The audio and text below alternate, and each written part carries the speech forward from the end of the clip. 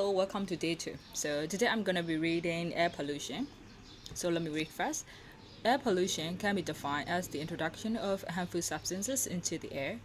It occurs due to human activities such as fuel burning, logging, farming, mining, manufacturing, and construction of roads and buildings. It can also be caused by natural events such as wildfires and volcanic eruptions. All these sources of air pollution result in a rise in the amount of greenhouse gases. This leads to an increase in global temperature, which brings about many environmental problems such as floods, acid rain, and ozone depletion. Okay, so this is the first paragraph of air pollution ပေါ့နော်။အဲ့တော့ဒီမှာဆိုရင်ပေါ့နော်passive form လေးတွေတွေ့ရမယ်ပေါ့နော် air pollution can be defined ပေါ့ air pollution ကို define လုပ်လို့ရပါတယ်ဆိုတော့ passive form တွေ့ရတယ်လို့နောက်ပြီးတော့ဒီအောက်နားလေးမှာလည်းပေါ့နော် passive form လေးထပ်တွေ့ရပါတယ် it can also be caused ၎င်းကဖြစ်နိုင်တယ်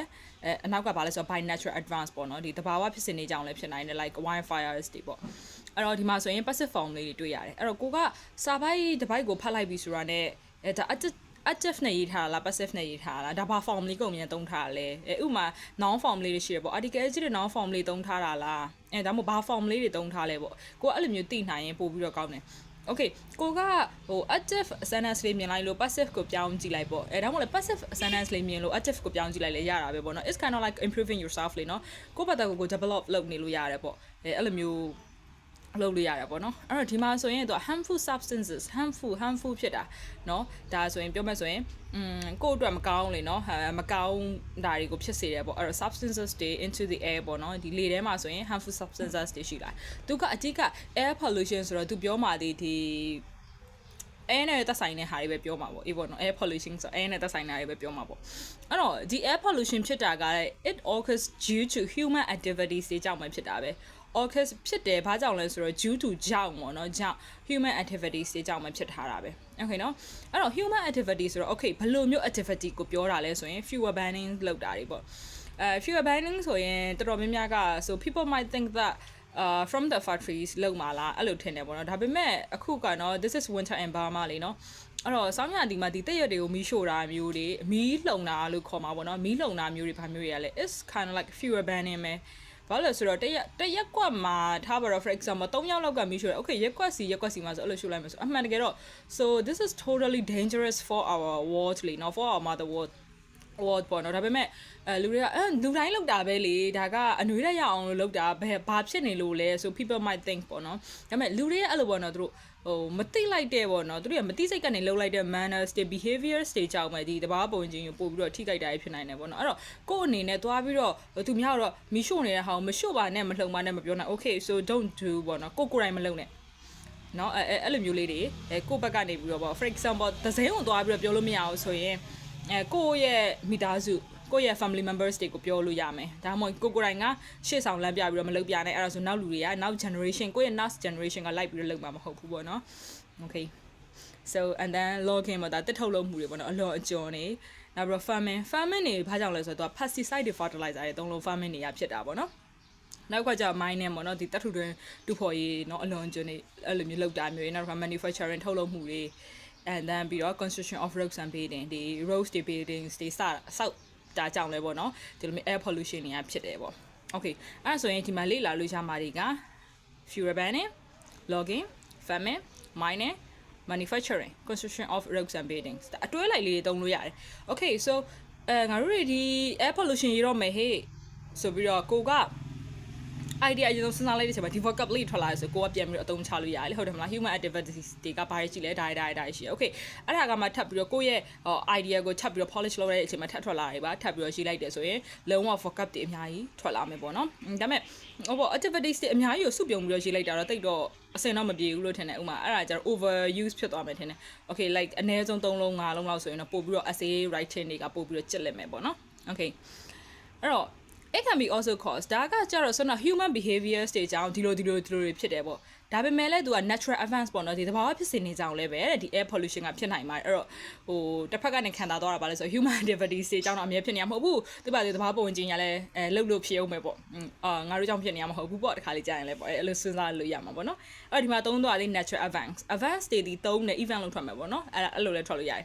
အဲ့တော့ထားပါတော့ဒီ school events တွေသွားမှာလားဘယ်လို events တွေလဲ okay ဒီမှာဆိုရင်သူကထူးထူးခြားခြားသုံးတာ natural events ဆိုရင်ဒါတဘာဝဖြစ်စဉ်ပေါ့အဲ့တော့ကိုရီဒီလိုမျိုးလေးသုံးလို့ရတယ်ဆိုတာသိတယ်အဲ့တော့ဘယ်လိုလဲဆိုတော့ Wi-Fi တွေဒါတော့သိတယ်ပေါ့နော်နောက်က volcanic eruption ဒါလေးသုံးလို့ရတယ်เนาะအဲ့တော့ဟိုဒီမီးတောင်ပေါက်ကွဲခြင်းတွေကြောင့်ဒါမှမဟုတ်လေတော်မီလောင်မှုတွေကြောင့်လေ air pollution တွေဖြစ်တယ်မီးလောင်မှာပြီဆိုမှတော့ထွက်လာတဲ့အခိုးအငွေ့တွေအကုန်လုံးကကောင်းမှာမဟုတ်ဘူးလေเนาะအကုန်လုံးကဟိုဘယ်လိုပြောမလဲလူတွေရဲ့ဒီကျန်းမာရေးအတွက်စိုးမှာပဲလေဟုတ်တယ်မလားပထမဆုံး we feel like ညှော်နဲ့နေခံစားရမယ်ဆိုပြီးဟုတ်တယ်မလားအဲ့ဒီမှာမှအစိတ်ဓာတ်ဖြစ်စေရဲ့ဟိုအရာတွေကိုမီးကလောင်ကျွမ်းသွားတယ်ဆိုလဲအစိတ်ဓာတ်ဖြစ်စေတဲ့ gas တွေပဲဆက်ပြီးတော့ထွက်ပါလေเนาะ okay volcanic eruption တွေall the sources of air pollution result in the rise amount of greenhouse gases เนาะအဲ့တော့ဒီမှာတော့ simple တော့အရင်ဖြစ်ပါတယ်or increase ဖြစ်လာတယ်เนาะ increase ဆိုရင်တိုးတက်တာဆို okay သူ့ရဲ့ opposite ကဘာလဲဆိုတော့ decrease ကျဆင်းမှာပေါ့ဟုတ်တယ်မလားအဲ့လိုမျိုးလေးကိုကဟိုပေါ့ဒီစာပိုက်လေးကိုငါမြင်လိုက်တယ်ဟုတ်ပြီဒီဟာလေးပဲဖတ်တာမျိုးမဟုတ်ဘဲနဲ့အခြားသူ့ရဲ့ opposite တွေကဘာ synonym တွေကဘာရှိလဲ antonym တွေကဘာရှိလဲအဲ့လိုမျိုးလေးလိုက်ပြီးတော့ကိုကစဉ်းစားကြည့်လို့ရတာပေါ့နော်ကိုက if you're not sure so you can check လေနော် check လုပ်လို့လည်းရတာပဲ for example in Google on Google တွေဘာတွေမှာလည်းတွားပြီးတော့ check လုပ်လို့ရတာပဲ okay global temperature တဲ့အဲ့တော့ဒီမှာဆိုရင် many environmental problems ကဒါအပေါ်ဒီမှာလည်းတောက်လျှောက်သုံးလာတယ်ပေါ့နော် environmental problems ဒါပေမဲ့ဒီမှာဖြစ်လာတဲ့ problems ကကြတော့ air pollution နဲ့ဆိုတော့သူကမတူတော့ဘူးဘာမတူတော့ဆိုတော့ flax ရေကြီးရေရှမ်းခြင်းပေါ့နော်အဲ့တော့ FLOD flax ဖြစ်လာမယ်နောက်က acid rain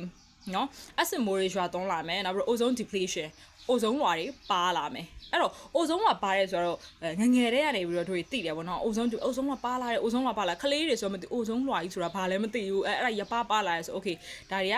ဒီ air pollution တွေကြောင့် ozone လွှာတွေလည်းပါလာမယ်ပေါ့အဲ့တော့ဒီမှာသုံးရတာက flat acid rain ozone depletion အဲ့သုံးလုံးရမယ်ပေါ့အဲ့တော့ဒီစာပိုက်လေးမှာချိုးကြဘာရမလဲဆိုရင်ဆောနာhuman activities တွေမှာဖော်ပြသွားတဲ့ကောင်းနေရမယ်အဲနောက်ပြကြရင်ဟို natural events တွေဖြစ်တဲ့ Wi-Fi နဲ့ volcanic eruption ရမယ်နောက်ပြကြရင်ဒီမှာ environmental problems တွေပြောင်းလာတဲ့ကောင်းလေးတွေရတယ် flood acid rain နဲ့ ozone depletion ရမယ် okay so this is the first paragraph of air pollution so let me go to the next paragraph ပေါ့နော်အဲ့တော့ with the rise in global temperature the ice at the poles melts and sea level rise flooding many coastal regions and leading to loss of property and life. Acid rain is one of the consequences of air pollution. It occurs when smoke and fumes from traffic and factory mix with the water vapor in the atmosphere. When these mixtures fall back to the ground, it harms not only humans and wildlife but also buildings. The ozone layer is part of the Earth's atmosphere that protects the Earth from the harmful ultraviolet rays of the sun. Ozone depletion occurs when some greenhouse gases like CFCs are released into the atmosphere. Moreover, air pollutants can cause many severe health problems such as eye irritation, allergies, asthma, and lung cancer. Okay, ဒီမှာဆိုရင်တော့ရှိုးကတွေလေ့လာလို့ရတာပေါ့အဲ့တော့ဒီမှာဆိုရင် the ice at the poles melt ပေါ့နော်ဒီဟိုရောဆိုရေခဲတွေဆိုရင်ပျော်ကျလာတယ်နောက်ပြီး sea level rise ဆိုတော့အဲ့လိုပျော်ကျလာတာဘာဖြစ်မလဲဆိုတော့ပင်လယ်ရေတွေမြင့်တက်လာတယ်ပေါ့အဲ့တော့အဲ့ဒါကဘာဖြစ်စေလဲဆိုတော့ flooding ကိုဖြစ်စေတယ်နော်အဲ့တော့ especially ဒီမှာလည်းပြောထားသလိုပေါ့နော်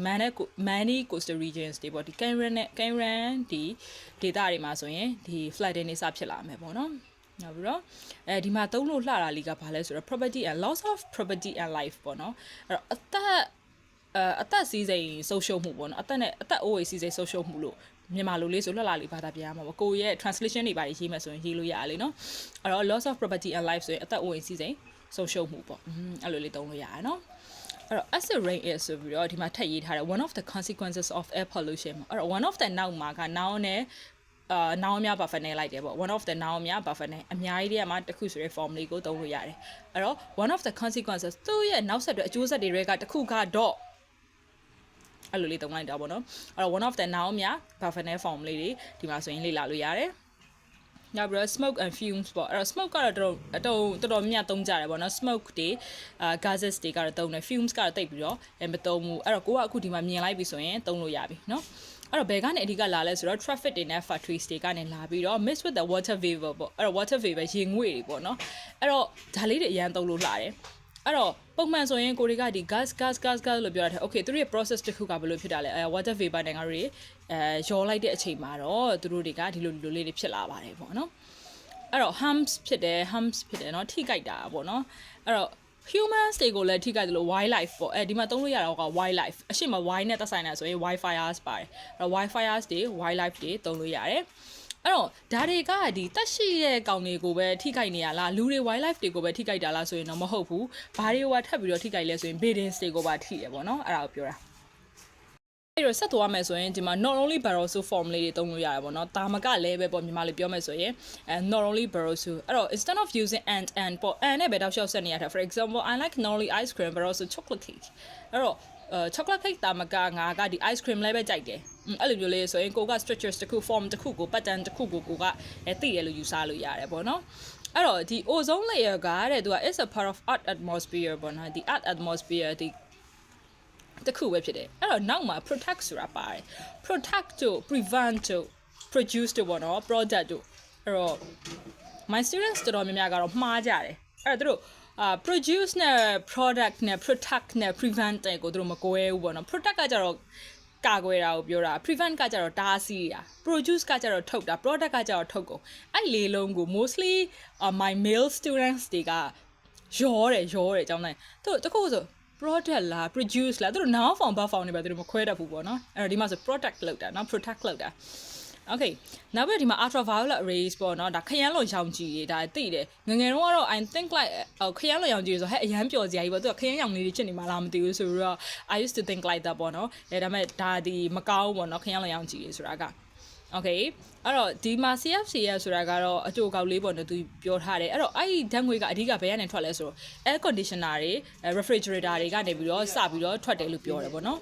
okay အဲ့တော့ဆက်သွားမယ်ဆိုရင်ဒီမှာ link တစ်လုံးတွေ့ရပေါ့နော် moreover အဲ့တော့ဒီမှာကလေသူ process တစ်ခုကိုပြောနေတာဆိုတော့တော်တော်များသုံးထားတဲ့ link တွေကဘာတွေလဲဆိုရင် as a result သုံးထားတာအများများတယ်ပေါ့နော်အဲ့တော့ဟို repeat ဖြစ်နေတာထက် change ပြီးတော့သုံးရင်ပို့ပြီးတော့ကောင်းတယ်ပေါ့နော်ဒီမှာ moreover in addiction ညစသဖြင့်ပေါ့နော် moreover ဒါအပြင်ဟုတ်ပြီအဲ့တော့ဒီနောက်မှာဆိုရင်သုံးလို့ရရတယ်ဒီ severe health problems အရင်ကဆိုးရွားပြီးတော့ပြင်းထန်တဲ့ကျန်းမာရေးပြဿနာတွေ